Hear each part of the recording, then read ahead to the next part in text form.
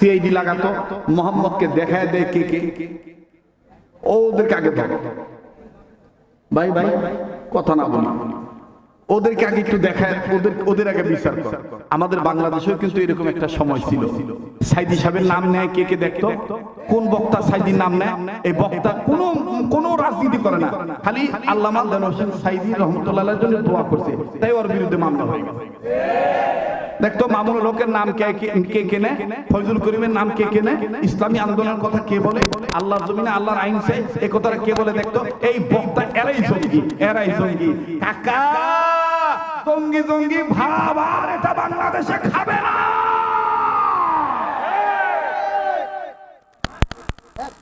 ঠিক কিনা বলে? এইবার বিল পাস হয়ে গেছে, মোহাম্মদকে কেউ দেখাও দিতে পারবে। একদিন, দুই দিন, তিন দিন চলে গেল। আমার ভাইরা, আমার বন্ধুরে, কেউ মোহাম্মদ নবী স্থান দেখায় না। যারা তাওয়াফ করে বাজান মোহাম্মদ নবীর গুলির কথা কেউ বলে না, কিন্তু ভিন দেশ থেকে বহু দূর থেকে আল্লাহর এক বান্দা আসলো, দেখতে তারে খুব সুন্দর দেখা যায়, না দুষ্টুর চেহারা, এত সুন্দর তার নাকটা খাড়া, কপালটা কত সুন্দর চওড়া, চুলগুলো কত সুন্দর। আমার ভাইরা চুপচাপ করে ভদ্র মানুষ এই তাওফের জায়গায় বসে আছে। সকাল থেকে বিকাল হয়ে গেল, বিকালের পরে যখন সন্ধ্যা হবে সূর্য যখন ডুবু ভাব, হযরত আলী রাদিয়াল্লাহু তাআলা আনহু ওই দিন আমার বন্ধুগণ, আমার ভাইরা তাওফের জায়গা অর্থাৎ মাতাফ এরিয়া যখন চেক করতেছিলেন, হযরত আলী দেখেছেন সকালবেলায় এই যুবকটাকে বসতে থাকতে দেখছি, এই যুবকের বাড়ি কোথায় তাও জানি না, সন্ধ্যাবেলাও দেখতেছি একই জায়গায় বসে আছি। চেহারা দেখার পরে মনে হচ্ছে খানা খায় নাই, ক্ষুধার্ত মনে হয় কোনো ব্যক্তির তালাশে আছে। হযরত আলী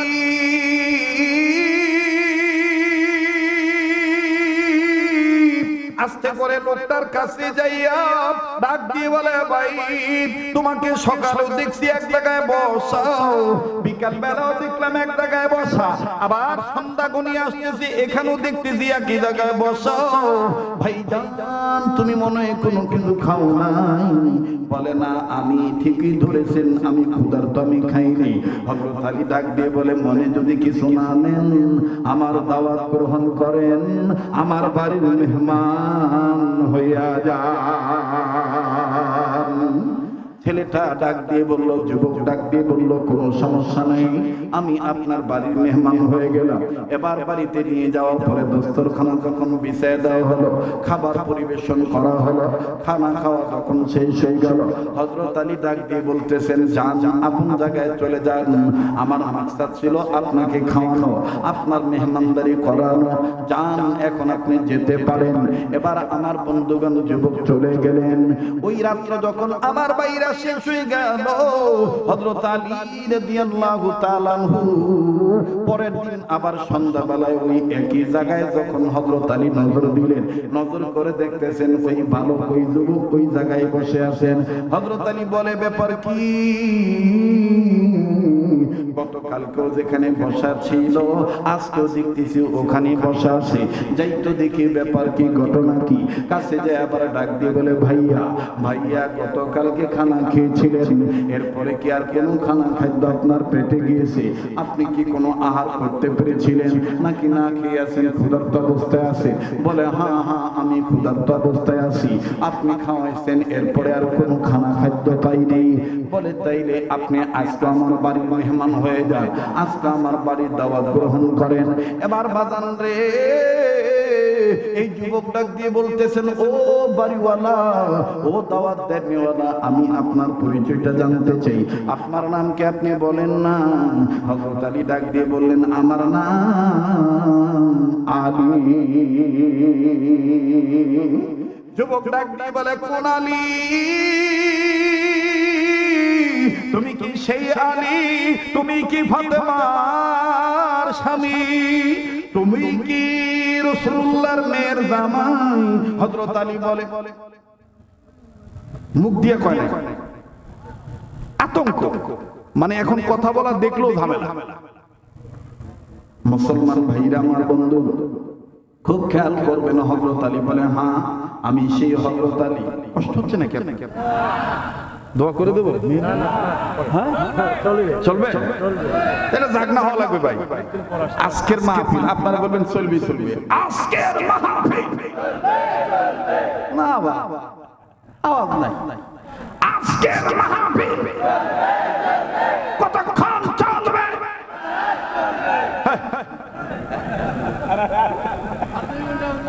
আল্লাহ যতক্ষণ চালায় ইনশাআল্লাহ। তবে এত বেশি করব না যাতে আমাদের পরবর্তী আল্লাহর হুকুম ফরজ ইবাদতে ঝামেলা হয়ে যায়। আবার এত কমও করব না যাতে আপনাদের অটো ভাড়া লস হয়ে যায়। দুইটা সামঞ্জস্য রেখে আপনাদেরকে বিদায় দেব ইনশাআল্লাহ। মুহতারাম হাজিরিন, মুসলমান ভাইরা আমার বন্ধু, হযরত আলী যখন বললেন আমি সেই আলী, এবার লোকটি কান্দে, যুবক কান্দে, ডাক দিয়ে বলে, আমার কপাল কত ভালো, আমি আলীর বাড়ির মেহমান, নবীর মেয়ের স্বামীর দস্তরখানায় বসবো। এবার হযরত আলী বলতেছে, আমার পরিচয় জানলে, আপনার পরিচয় পরে আমি জানবো, আগে আমি আপনাকে খাওয়ায় আনি। এবার বাদান্ডি ওই দিনের মতন যখন ওই দিনের ন্যায় দ্বিতীয় দিনও খানা খাওয়ানো হলো, খানার শেষে হযরত আলী ডাক দিয়ে বললেন, এখন আপনি চলে যেতে পারেন, তবে চলে যাওয়ার আগে আপনি আমার পরিচয় জানছেন, আপনার পরিচয় একটু একটু বললে আমি খুশি হইতাম। লোকটি ডাক দিয়ে কয়, আলী রে, আমার নাম আবু যর গিফারি। বলে, তোমার নাম আবু যর গিফারি, কেন এই জায়গায় আসছো? বলে, আলী রে, আমার নাম আবু যর গিফারি, তোমাকে আমি একটা কথা জিজ্ঞেস করব, বলবো অতি তাড়াতাড়ি। এবার হযরত আলী বলে, কিসের এত পারাপারি? তোমার নাম আবু যর গিফারি, কি তুমি জিজ্ঞেস করবা? যাহা বলবো তাড়াতাড়ি। কেন তুমি করতেছো তো পারাপারি? কান লাগান, দেখেন কি ওয়াজ করে আব্দুল খালেক শরীয়তপুরি। আসলে পুরান সব বাতে পারে, ঠিক না? পুরান সব বাতে পারে না, বাতে পারে। মুসলমান ভাইরা আমার, হযরত আলীর হাতটা ধরে দেন, একটু হাতটা দেন, আমরা আব্দুল বাবা, আমরা গরিব মানুষ তো, ওনার হাতটা ধরলো, আল্লাহ দরদ বানা, ঠিক আছে না? লক্ষ্মীনা হাত ধরছি। তো এইবার হযরত আলীর হাতের সাথে হাত আবু যর গিফারি লাগায় বলে, আমার নাম আবু যর গিফারি। বলে, আপনি এই জায়গায় কেন 2 দিন ধরে এক জায়গায় বসে আছেন? ডাক দিয়ে কয়, আলী রে, আমি বহুদূর থেকে এসেছি নবী মুহাম্মদের তালাশি। আমি কেমনে পাবো নবীজি আপনাই, ওগো কামলিওয়ালা, কেমনে পাবো নবীজি আপনাই? বলেন না, আমি কেমনে পাবো নবীজি আপনাই, ওগো কামলিওয়ালা, কেমনে পাবো নবীজি আপনাই? এই কথা যাহা বলছে তাহা হযরত আলী মুখটা সাবজে দিতে, চাপ চাপ। এইটা যদি খালি মক্কার নেতারা জানে, তাহলে তোমাকে মারবে, আমাকে মারবে না। মুহাম্মদ নবী কোথায় আছে, ওনাকে ওনার স্থানটা জিজ্ঞাসা করাটাও অপরাধ। আবু যর গিফারি বলতেছে, হ্যাঁ আমি এসে উপলব্ধি করতে পারলাম, আমি বুঝতে পারলাম, অনুধাবন করতে পারলাম, সব শুনশান অবস্থা, কেউ কোনো কথা কয় না। কয়েকজনকে জিজ্ঞাসা করলাম, সবাই খালি কয় চুপ চুপ চুপ চুপ চুপ। ওই দেখেন নাই, গত গভর্নমেন্টের আমলে আমরা বক্তারা ওয়াজ করার আগেই থানার থেকে প্রশাসন যায় আমাদের সাথে ভাতও খাইতো, আলু খাইতো, গরুর গোশত খাইতো, সবই খাইতো। হ্যাঁ, ডাক দেখা, হুজুর দেখে শুনে ওয়াজ করবে। বোঝেন তো, আমরা পড়ার চাকরি করি, কথা বলবেন, মানে এমন একটা অবস্থা। তো হযরত আলী বলতেছেন যে, আবু যর গিফারি বলতেছে, কয়েকজনকে জিজ্ঞেস করেছি, সবাই বলছে চুপ চুপ। তোমার ধান্দা তুমি থাকো, মুহাম্মদ কোথায় থাকে আমরা জানি না। হযরত আলী বলে ওরা জানে কিন্তু বলবে না কেন? ওরা আবু জাহেল উতবা সাইবাকে ভয় পায়। আবু যর গিফারি বলতেছে আলী তুমিও কি তাদেরকে ভয় করে নবীর জায়গার কথাটা গোপন রাখবা? আমি তো জেনেছি দূর থেকে তুমি আল্লাহ প্রদত্ত ইসলামের জন্য অতুলনীয় একটা সৈনিক, একটা বাঘ। আসাদুল্লাহ বলেন আসাদুল্লাহ গালিব। আমি তো জেনেছি, আমি শুনেছি, তুমি কি এরপর তুমি গোপন করবা? হযরত আলী বলেন আমি গোপন করব না। এবার আবু যর গিফারি ডাক দিয়ে বলে যদি গোপন না করো তাহলে বলো না আমি মুহাম্মদের কাছে যাব কোন দিক দিয়া? হযরত আলী ডাক দিয়ে বলেন আবু যর গিফারি মুহাম্মদের দরবার আমি তোমাকে দেখাই দিতে পারবো না, তবে শুনে নাও আলী, শুনে নাও আবু যর গিফারি, আমি একটা কাজ করব, এই কাজের দ্বারা তুমি বুঝে নিবা ওই জায়গায় মুহাম্মদ নবীর বাড়ি, ওই জায়গায় মুহাম্মদ নবী আছে। আবু যর গিফারি বলতেছেন বলেন আপনি কি করবে? হযরত আলী ডাক দিয়ে বলতেছেন ভাইজান আমি ঘরের মধ্যে কয়েকটা পাথর আমার হাতের মুঠের মধ্যে নিয়ে নিলাম, তুমি আমার পিছে পিছে যাইবা, আমি তোমার আগে আগে যাব। যাহা মাত্র আমি মুহাম্মদ নবীর বাড়ির গলির কাছাকাছি যাব, আমি ওই জায়গায় যাইয়া আমি আমার ডান হাত থেকে পাথরগুলো ফেলে দেব, সেই দিকে ফেলে দেব তুমি পিছন থেকে বুঝে নিও এই দিকে মুহাম্মদ নবীর বাড়ি। শুনিয়া নাও ও আমার প্রিয় ভাই আবু যর গিফারি।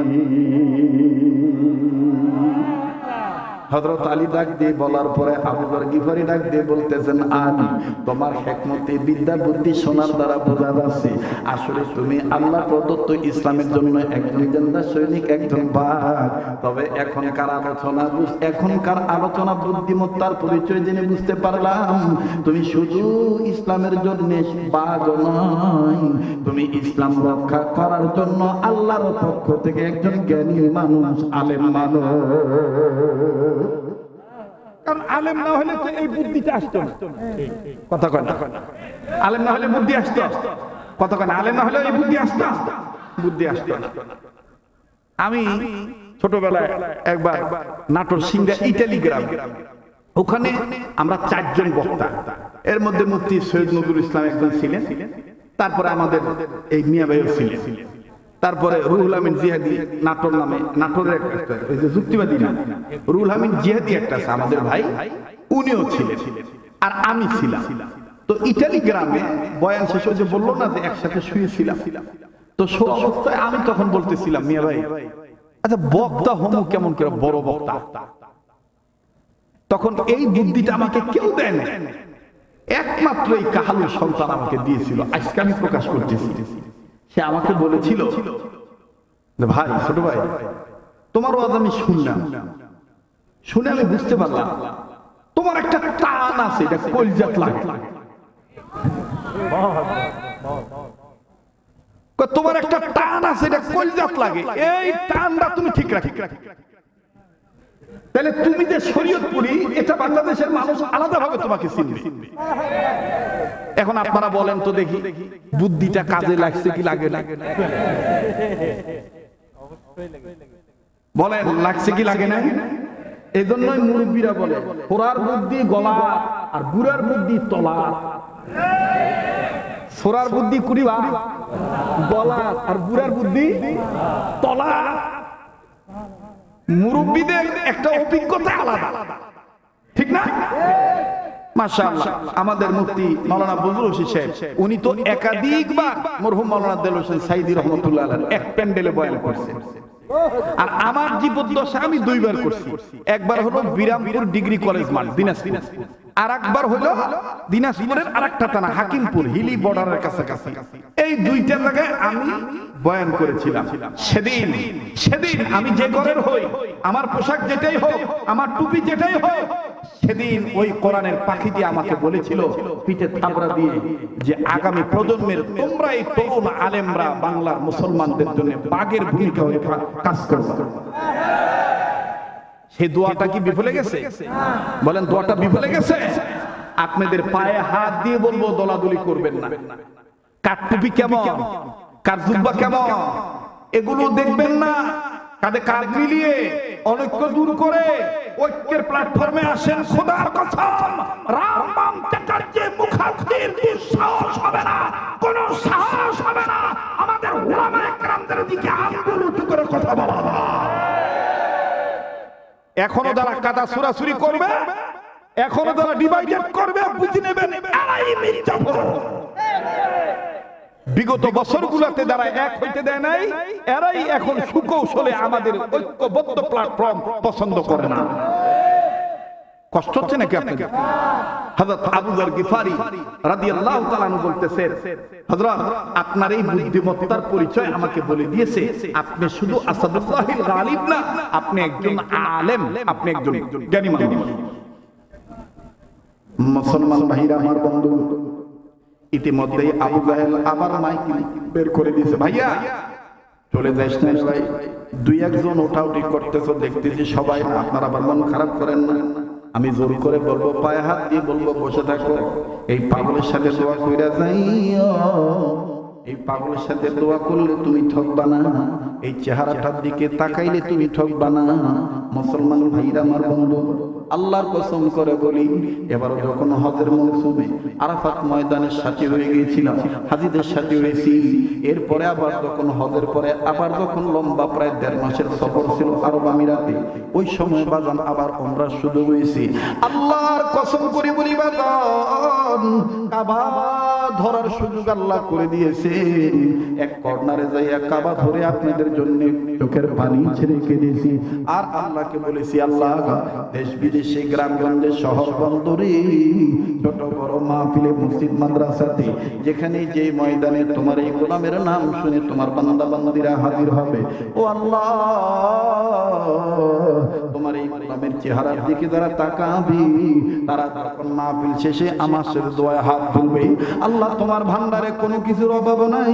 মাবুদ, আমি কাবা ধরা লোকটা তোমার দরবারে বলতেছি, আমার ওই ভাই বাবা ধনী গরিব যারা আসবে ছোট বড় প্রত্যেকের মনের আশা অনেক আশা তুমি পূরণ করে দিও। কাশী বাজান আমার দিল বলে, আজকের দোয়া আল্লাহ ফিরে দিবি না, আজকে দোয়া আল্লাহ কবুল করবেন। মালিকের ভান্ডারে কোনো কিছুর অভাব নাই। আবু যর গিফারি ডাক দিয়ে বললেন, আলী পাথর হাতে নিয়ে সামনে চলো, জলদি করে রওনা দেই চলি। আরে আরে চলো চলো সামনে যাও, কোন দিকে মুহাম্মদ নবীর বাড়ি, তুমি শুধু পাথর মাইরা আমারে দেখায় দিও। হযরত আলী রাদিয়াল্লাহু তাআলা এবার সামনে সামনে যায়, আগে আগে যায়, আর আবু যর গিফারি রাদিয়াল্লাহু তাআলা পিছে পিছে হযরত আলীকে ফলো করতেছে। এবার যখন সামন দিকে চলে গেলেন, সামন দিকে যাইয়া ডান বাম দিকে নজর দিয়া এবার হযরত আলী আস্তে করে ডান দিকে যখন পাথর ছুঁড়ে মারলেন, হযরত আবু যর গিফারি পিছন থেকে বুঝে নিলেন এই দিকে মুহাম্মদ নবীর বাড়ি হবে। ওই দিক দিয়া মাইকিং করতেছে আবু জাহেলের পক্ষ থেকে, মুহাম্মদের চেহারা কেউ দেখবা না, মুহাম্মদ একটা বাজে লোক, মুহাম্মদের চেহারা দেখবা না, মুহাম্মদ একটা পাগল লোক, মুহাম্মদের কাছে কেউ যাইবা না। এদিক দিয়া আবু যর গিফারি যখন হযরত আলীর পাথর মারা দেখলেন, আমার বন্ধুগণ দিক নির্ণয় করে উনি বুঝে ফেললেন এইদিকে মুহাম্মদ নবীর বাড়ি। হযরত আলী চলে গেলেন, এবার আবু যর গিফারি চলে গেলেন গলির ভিতরে তাড়াতাড়ি, একেবারে যাইয়া খুঁজে পেলেন মুহাম্মদ নবীর বাড়ি। মুহাম্মদ নবীর বাড়ি পাওয়ার পর এবার হযরত আলী রাদিয়াল্লাহু তাআলা দেখানো মোতাবেক হযরত আবু যর গিফারি মুহাম্মদ নবীর বাড়ির কাছে যায়, ঘরের কাছে যাইয়া বাজারের দরজার কাছে পর্দা ঝুলানো। আল্লাহ নবীর সাহাবী আবু যর গিফারি এখন ইসলাম কবুল করেন নাই। আমার ভাইরা, আবু যর গিফারি পর্দাটা সরাইলেন, পর্দাটা সরানোর পর আবু যর গিফারি ডাইরেক্ট নবী মুহাম্মদের চেহারার দিকে তাকাইলেন। আবু যর গিফারি মুহাম্মদ নবীর চেহারা দেখে চিৎকার দিয়ে বলে, কে বলেছে নবী মুহাম্মদের চেহারা ভালো না? কে বলেছে মুহাম্মদ নবী সন্ত্রাসী? কে বলেছে মুহাম্মদ নবী পাগল? আরে মক্কাবাসী, মোহাম্মদ নবীর চেহারা এত সুন্দর, এই সুন্দর চেহারার মানুষটা কোনদিন পাগল হতে পারে না। তোরা আমায় বাধা দিয়ে রাখতে পারলি না। আবু যর গিফারি রাদিয়াল্লাহু তাআলা আনহু মুহাম্মদ নবীকে ধরে ধরলেন। মুহাম্মদ নবী ডাক দিয়ে বলতেছেন, আবু যর গিফারি, তুমি কেন নিজে চাই তোমার কপালে তুমি দুঃখ টেনে আনতেছো? এইটা যদি আবু জাহেল উতবা সাইবা জানতে পারে, তোমার উপরে স্টিম নির্যাতনের স্টিম রুলার চালু হবে। অনুরোধ করবো বাজান, কেউ কারো দিকে তাকাইবেন না। দেখেন তো দেখি হাকিকতান এক ফোঁটা পালাইতে পারেন কিনা নবীর মুহাব্বতে। কান্না না আসলেও কান্নার ভান ধরবেন, কান্নার অভিনয় করল, আমার আল্লাহ মাফ করে দিবেন বাজান। মুহাম্মদ নবী সাল্লাল্লাহু আলাইহি সাল্লামের চেহারা দেখার পর আবু যর গিফারি ডুকরে ডুকরে কান্দার ডাক দিয়ে বলে, আহারে, এই চেহারাটার মধ্যে তায়েফের ছেলেরা কেমন করে পাথর মেরেছিল, এই চেহারাটার মধ্যে কেমনে তায়েফের ছেলেরা পাথর মারল, এই চেহারার মানুষটাকে কেমনে মানুষরা এইভাবে পাগল পাগল বলে আঘাত করে, আমার তো বুঝে আসে না। আল্লাহ নবী ডাক দিয়ে বললেন, আবু যর গিফারি, তুমি কি আমি নবী মুহাম্মদকে অনেক ভালোবাসো? আবু যর গিফারি তাৎক্ষণিকভাবে ডাক দিয়ে বলে ফেললাম, এতদিন এরকম ভালোবাসি নাই, আজকে দেখার পর বলে দিতেছি, আমার কাছে আমার মায়ের চাইতে, বাবার চাইতে, এমনকি দুনিয়ার সব চাইতে আপনি নবী সব চাইতে মূল্যবান। আল্লাহর নবীর চেহারা থেকে আবু যর গিফারি আপনার সিরাতকে, আপনার বানানো নবীর সিরাতকে, আপনার আদর্শকে আপনার নবীদের আদর্শে আদর্শবান বানান।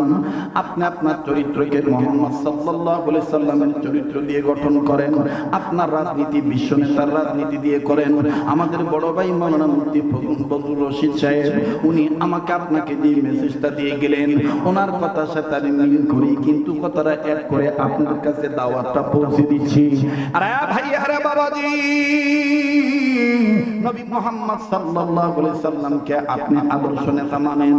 আমার নেতা, তোমার নেতা বিশ্ব নবী মুস্তাফা। এই কথাটা মনে প্রাণে তুমি আমি বিশ্বাস করে সামনের দিকে যদি আগাইতে পারি, খোদার কসম আমাদের পরিবারে অশান্তি আসবে না, আমাদের সমাজে অশান্তি আসবে না, আমাদের কোনো ধরনের কেউ বাধা দিয়ে আটকায় রাখতে পারবে না। ইনশাআল্লাহ ইসলামের জয় হবেই হবে। কথা বলেন ঠিক কিনা? কাশি বাদান, রক্ত লাগলে রক্ত দেব, সময় লাগলে সময় দেব, অর্থ লাগলে অর্থ দেব। আমি দেখতে চাই এখন কে কতটুকু কানতে পারেন। ওরে আমার যুবক ভাইরা, এতক্ষণ সাহাবায়ে কেরামদের বয়ান শুনেছেন, এখন আমি আপনাদের কাছে বলতে চাই, এইখানে ইমাম শাফির অনুসারী থাকতে পারেন, এই জায়গায় ইমাম আহমদ ইবনে হাম্বলের অনুসারী থাকতে পারেন। কান লাগান, দিলের কান লাগান বাদান। অল্প সময়ের মধ্যে আমি কথা ফিনিশিং দিয়ে দোয়া করে বিদায় হয়ে যাব। এই জায়গায় বাদান ইমাম মালিক রাহমাতুল্লাহ অনুসারী হইতে পারেন। এই জায়গায় আমি আপনি কেউ ইমাম আযম আবু হানিফা রাহমাতুল্লাহ অনুসারী হতে পারি। যারা মাযহাব মানি, আমার বন্ধুগণ, পৃথিবীতে আসলেই তো মাযহাব হলো চারটা। কথা বলেন কয়টা? এই চার মাযহাবের চার ইমাম সাহাবায়ে কেরামদের পর পর বাবাজি তাবিঈন, এরপরে আয়েম্মায়ে মুজতাহিদগণ, তারা নবী মুহাম্মদ সাল্লাল্লাহু আলাইহি ওয়াসাল্লামের আদর্শকে নকল করেছিলেন। আজকে আমার পোশাকের মধ্যে নবীর আদর্শ নাই, আজকে আমার খানার মধ্যে নবীর সুন্নাত নাই, আজকে আমার চেহারার মধ্যে নবীর নূর নাই, আজকে আমার কথাবার্তার মধ্যে নবীর সিরাত নাই। আরে বাবাজি, লম্বা করব না, অতি সংক্ষেপে একটা ঘটনা শুনে হযরত ইমাম শাফি রাহমাতুল্লাহ আলাইহি, প্লিজ অনুরোধ করব সামনে দিয়ে কেউ হাঁটবেন না। আমার বন্ধুগণ, আমার ভাইরা, খুব খেয়াল করবেন বাজান, অনুরোধ করে বলতেছি, কেউ ডাইনে থেকে কাউকে বামে আসতে দিবেন না, আমার নজরের সামনে যেন না পড়ে, আর বাম থেকে কেউ ডাইন দিকে আসতে দিবেন না। একটু খেয়াল করবেন বাবা, ওলি আল্লাহ হয়ে যাবেন। একটু তাকান, আমার দিক তাকান, দিলের কান লাগায় কথাগুলো শুনেন। ইমাম শাফি রাহমাতুল্লাহি আলাইহি, আমার বন্ধুগণ, রাত্রিবেলায় ঘুমের ঘরে তিনি ঘুমাইছেন। এবার যখন ঘুমের ঘরে ঘুমাইছেন, তিনি স্বপ্নে দেখতেছেন নবী মুহাম্মদ সাল্লাল্লাহু আলাইহি সাল্লাম হাজির হয়ে গেছে। ইমাম শাফি রাহমাতুল্লাহি আলাইহি নবী মুহাম্মদকে ডাক দিয়ে বলতেছেন, আসসালাতু ওয়াসসালামু আলাইকা ইয়া রাসূলুল্লাহ, আসসালাতু ওয়াসসালামু আলাইকা ইয়া হাবিবাল্লাহ। এখন প্রশ্ন করতে পারেন, মাওলানা আপনি কি নবীকে স্বপ্ন দেখতে পারি? হ্যাঁ পারবো। শুনে নেন, কি আমল করলে পারবেন? শুধু নবীদের আন্দোলন করলেই হবে না, ওটা তো আপনি শারীরিক আপনি মেহনত করবেন, কিন্তু জবানি একটা মহব্বত করবেন। সেই জবানি মহব্বত হলো চলতে ফিরতে উঠতে বসতে সব সময় নবীজির দুরূদ শরীফ পাঠ করবে। বড় দুরূদ যদি না পড়তে পারেন, কমাস কম সাল্লাল্লাহু আলাইহি ওয়াসাল্লাম বলবেন। বলেন না সাল্লাল্লাহু আলাইহি ওয়াসাল্লাম, সাল্লাল্লাহু আলাইহি ওয়াসাল্লাম, সাল্লাল্লাহু আলাইহি ওয়াসাল্লাম। মুহতারাম হাজিরিন, ইমাম শাফি রাহমাতুল্লাহ আল্লাহর ওলি প্রতিদিন ঘুমানোর সময় কমপক্ষে 1000 বার দুরূদ শরীফ পাঠ করে ঘুমাইতেন। সেই ইমাম শাফি রাহমাতুল্লাহি আলাইহি দুরূদের আমলের বরকতে সুন্নতের পুরাপুরি ইত্তেবা করার কারণে নবী মুহাম্মদকে যখন স্বপ্ন দেখলেন, এবার আল্লাহর নবী সালামের জবাব দেওয়ার পরে বলে, ইমাম শাফি রে, আমি এমনি তোমার ঘরে আসি নাই, আমি তোমার কাছে আসছি বর্তমান জামানায় জালিম যে জুলুম করতেছে, মাজলুম আমার একজন ওয়ারিস, আমাদের প্রতি নবীদের ওয়ারিস, আমাদের প্রত্যেকটা নবীদের ওয়ারিস ওয়ারাসাতুল আম্বিয়া ইমাম আহমদ ইবনে হাম্বলকে কারাগারের মধ্যে যেইভাবে আটকায় রাখছি, আমি তোমাকে বলে দিচ্ছি ইমাম শাফি, আমার পক্ষ থেকে ইমাম আহমদ ইবনে হাম্বলের কাছে খবরটা পৌঁছে দিও। ইমাম আহমদ ইবনে হাম্বল যেন মন না ভাঙ্গে, তাকে জানায় দিও তিনি হকের উপর অটল আছে। আল্লাহু আকবার বলে। ইমাম শাফি রাহমাতুল্লাহি আলাইহি আর ওই রাত্রে ঘুমাইতে পারলেন না। আল্লাহু আকবার। উনি দ্রুত গতিতে উঠিয়াও বাজানো আবার নতুন করে ওযু বানাইয়াও উনি তাহাজ্জুদের আমল শেষ করার পর ফজর নামাজ পড়ার পরে ওনার নিকটবর্তী একজন খাদেমকে বললেন, আমার পক্ষ থেকে ইমাম আহমদ ইবনে হাম্বলের কাছে যাইয়া জেলখানায় যাইয়া খবরটা পৌঁছে দিয়ে আসো। খুব খেয়াল করবেন, ইমাম আহমদ ইবনে হাম্বলের কাছে যে খবরটা পৌঁছে দেওয়ার জন্য একজন খাদেম গেছে। বাজান মনে রাখবেন, শেষ ভালো তার সব ভালো তার।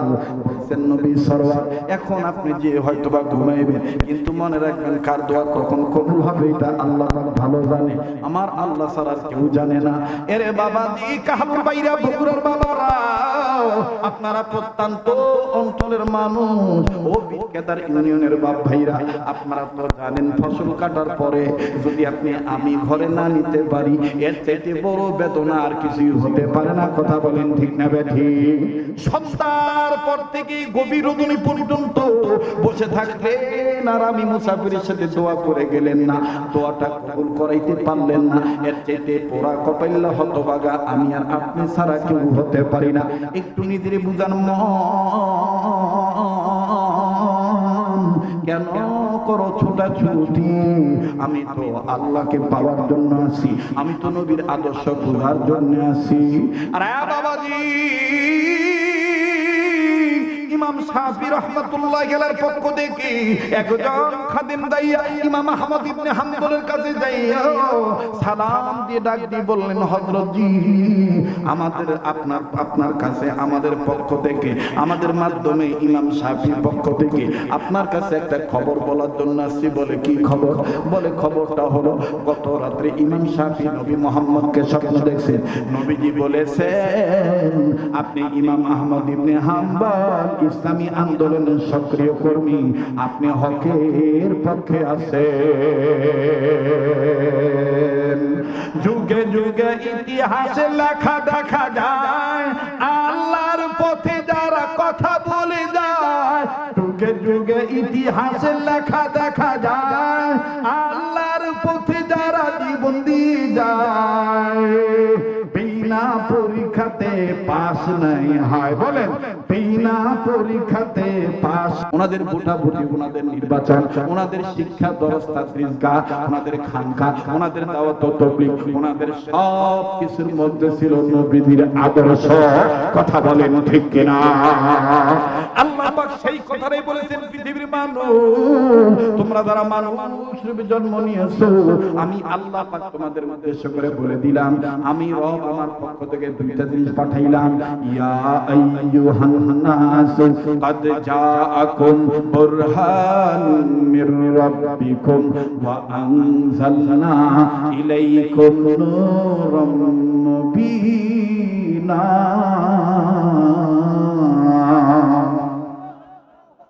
বাস কেউ উঠাউঠি করবেন না। মাশাআল্লাহ। কয়বার?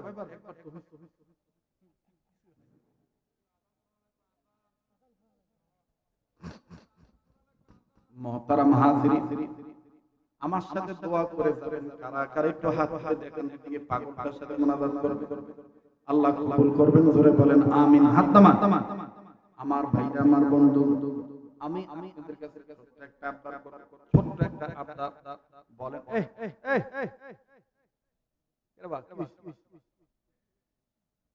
মুসলমান ভাইরা বলেন, কোরআন শরীফ কয় পারা? আবার জোরে আরেকবার। 10 পারা, 10 পারা। কয় ভাগ?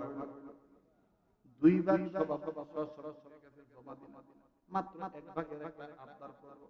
দেখতে চাই কারা কারা নবীর সিরাতকে মেনে নিয়া আল্লাহর রাসূলের ভক্ত, আশিক রাসূল উম্মত হইয়া এই ময়দানে 10টা ব্যক্তির কাছে নয়, বাজান সবাই মিলে মাত্র 10,000 টাকা, 10 পারা কোরআন শরীফ, 1 ভাগ কোরআন শরীফকে মহব্বত করে একটু দেখতে চাই এই কাবা দরা হাত হুজুর 500 খান টাকা আমি নবীর সিরাত সম্মেলনে বয়ান শুনে উম্মতের আলেমের হাতে দিলাম। আপনি আমার জন্য দোয়া করবেন।